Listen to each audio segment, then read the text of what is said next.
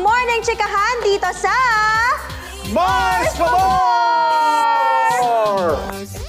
Woohoo! Good morning po sa inyong lahat! Special shoutout sa aming mga Mars o sa aming Mars Iya na nagre-relax muna sa Casa Arellano. Don't worry, kami ni Mars, kami lang bahala dito. But get well soon.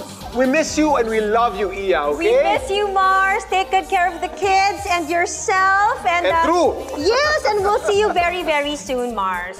And of course, sisimulan natin yan sa pagla-level up ng ating umaga with our guests. Agad-agad na yan, Kuya Kim. Kaya, handa na makipagkulitan sa atin sina Pepita Curtis and Kim Kim De Leon. Yes! Let's go! Hey, hey, hey! Good morning, guys! Hi, Pepita. Nice to meet you. Mars to me. Welcome back to Mars Pa More. How are you?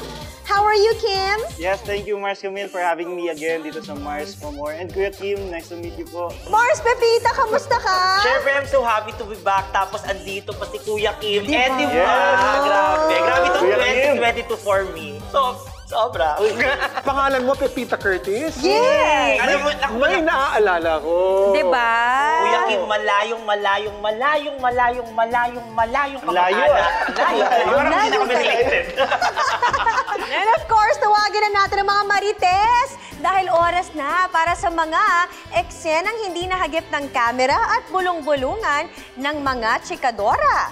Always be in the know dito sa... Masyado! Okay. Sino raw itong celebrity performer na nano-nosebleed ng wala sa oras during an event? Ito raw ang nangyari na ipakikita ni Mars Kim. As the event manager, Mars Cams as celebrity performer, Okay. and Mars Pepita as the client. Okay? Okay. Okay. Lights, camera, action! Celebrity performer. Ikaw na ang bahala mag-entertain sa audience natin na corporate event ito. So, alam mo na kung ano yung mga dapat iwasan. Of course, sir. Ako na pong bahala. Pero hindi naman po kailangan na todo English the whole time, di ba? Ay, hindi naman. Excuse me, event manager. Hindi pa ba tayo magsisimula? Yes, ma'am. Ito na po. Piniplay na po namin yung VTR ng opening prayer. Ayan na po, playing na. Ay! Mukhang sira yung VTR nyo. Live na lang yung prayer. Maiksi lang naman basta English Good idea!